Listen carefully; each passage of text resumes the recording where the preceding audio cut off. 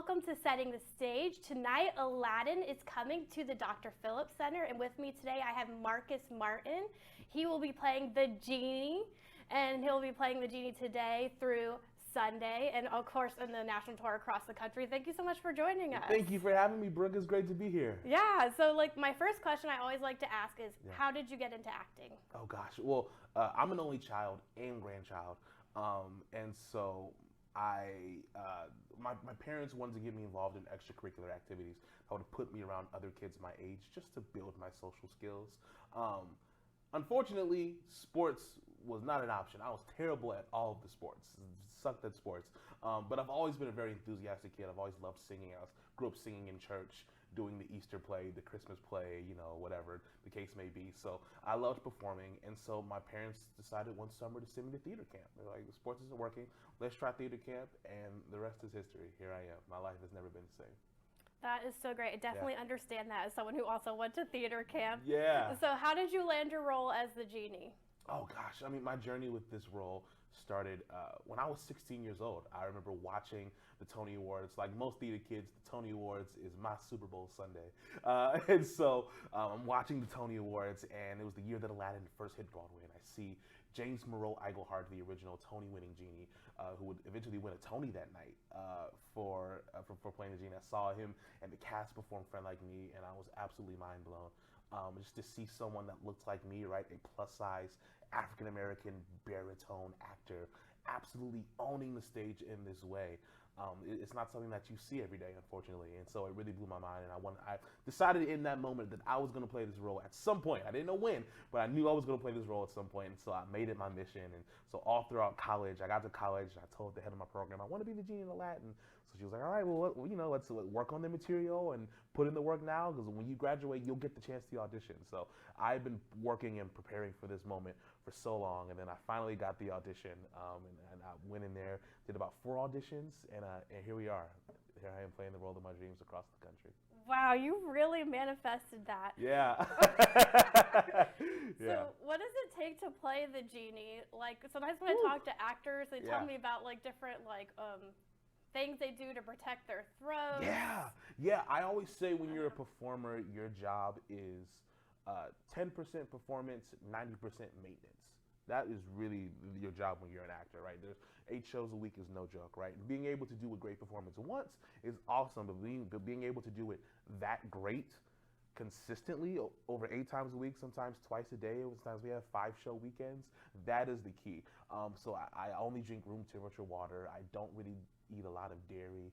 I have to get 8 to 10 hours of sleep. I have to stretch a certain amount. I mean, there's teas, there's pastilles, there's so many little things that go into my day to day that ensure that I'm able to give the audience the best show that I can, the show that they paid for every night. So yeah, it's a lot. I don't think people realize how much work goes in off the stage. So how do you get into character? Yeah, I mean, it's a true labor of love, right? The work starts way before the lights, the camera, or the action. And so doing that work beforehand is a true labor of love. I mean, for getting character in the Genie is pretty easy, right? Because I like to exude joy. Life is so short, and so I try to approach everything that I do with as much joy as possible. And the Genie is the same way. And so getting into the mental mindset of the Genie isn't too hard. But physically, I like to do warm-ups, do stretches, do some squats, do some jumping jacks, and make sure my body is all ready to go to do the undertaking that is Friend Like Me, which is quite the number in and of itself. So it's a lot of preparation goes into it. But like I said, it's truly a labor of love. And I did see a video of you getting ready. How long does that take? Just getting ready? Yeah, so our amazing makeup artist, Haley Richardson, she does it all freehand every night, 8 times a week. And it's about she's got it down to a science, maybe 10 minutes, I'd say. Between 6 and 9 minutes every night to get the eyebrows and the glitter and everything on. I mean, she's really got it down, and she's awesome at what she does, and she's a great addition to our team. And how often do you rehearse and go over lines in between shows? Yeah, so once the show is open, we don't really rehearse as much. just because we're doing the show every night. But we still have brush-up rehearsals. Our creative team typically comes to town and they'll watch the show and give us notes and give us things to brush up on. And then our music director is constantly giving us notes. And so we don't rehearse as much once the show is open and we're performing every night, but we still do a lot of work to make sure that we maintain a high-level performance and maintain the integrity of the material that was set. What about before you guys went on tour? What was the rehearsing like for that? Yeah. So we rehearsed for 4 weeks in New York City at Open Jar Studios, and it was the best time, honestly. We really got to just play around, really, see how this material fits on us, see how we could make it our own, see how we gel with our fellow actors, develop all of that chemistry.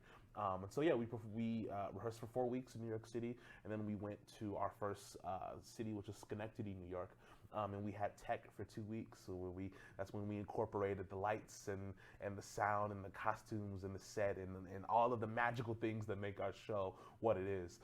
We really incorporated all of those aspects to get used to it, and then we did it for an audience, and here we are over a year later. Yeah, I'm definitely impressed with the set. Like I told you, the Genie is like one of my favorite characters, one of my favorite scenes with all that gold. With friends it's so like fun. Me. Yeah. It is so fun. I mean, it truly is Disney magic, and if there's any city that knows about Disney magic, it's Orlando, of course. But yeah, I mean, it's such an honor to be a part of that Disney magic, even before I was in the show, just as a fan of the show, as a fan of the craft. What we're doing up there, what's happening up there is just so magical. So it's an honor to be a part of it, and sometimes I still got to pinch myself. You did mention like being in Orlando, the home of the theme park. Yes. So, like, what does it mean to you when you get to perform Aladdin here in Orlando? Yeah, like I said, I mean, Orlando does Disney magic like no other. So it really is an honor to get to bring this show and bring this role to Orlando and to the audiences here, and I hope they have a great time. And so another question I have, like when people are on tour, I wanted to know, what's it like? Like, how often do you get to see your family? Yeah. We just had the holidays. Did you get to go home? Yes, so they gave us a 2-week break for the holiday season, which is amazing. I got to spend some time at home in Ohio with my mom. I got to spend some time with my beautiful fiance, Lydia, which was a great time. And so, yeah, we get time off periodically, but we're on the road. I mean, we travel every Monday. We perform Tuesday through Sunday, and then that Monday we're traveling to our next city to do it all over again. So, we do get vacation time. We have scheduled time off that we can take, and like I said, every once in a while we'll get a week off or 2 weeks off for holidays or whatnot. But we're on the road. We're doing it. So this is a question I also love to ask. If you could play any, and I always love hearing the answers. Oh gosh. If you could play any other role in the show, who would it be? Oh gosh. I mean, I don't know. I mean, you're gonna hate me, but I don't really have. I mean, the Genie is it. I mean, it's like I said, it's my dream role. I've wanted to play this role for so long. It's such a great time. I get to break the fourth wall. I get to talk to the audience. It's the role is iconic. I get to stand on the shoulders of so many amazing people that have played the role. Including Orlando's own Michael James Scott, who I love. Shout out to you, MJS, who I love, who's been a great friend and brother and inspiration to me on and off stage. So yeah, I mean, it's I've got to mate with the Genie, so I don't want it any other way. I'm not gonna lie, like I'm not surprised by that answer, because I feel like usually people who play like the more straight characters, their answer is like people want to play the fun guy. People want to be the fun person. Yeah, of course. Yeah, it's great. So yeah, I really have got it made. I'm so blessed. And so we talked a little bit about this. This weekend is a big community give back event at the Dr. Phillips Center, where hundreds of students are going to get the chance to see Aladdin for free. Yeah. What does it mean to you that all these students are getting this exposure to theater? It's so amazing. I mean, I love the fact that we're trying to make theater more accessible. The magic of just performing arts in general is so amazing, right? Arts education at a young age is so pivotal to our young people. Arts education changed my life. Seeing the performing arts, seeing Broadway shows at a young age, that's part of the reason why I am where I am today.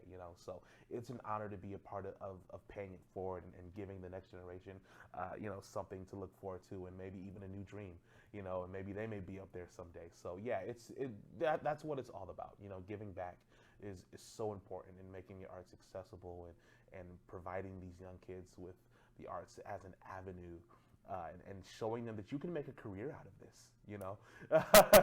So showing them that early is really important, and it's really special. It's an honor to be a part of it. You know, it's my mom used to always say, to whom much is given, much is required. You know, so as much as I love playing the role and being the genie and being on TV and talking to you and all those cool things are fun, it's these moments that's what the job is all about. That's what makes the job most special.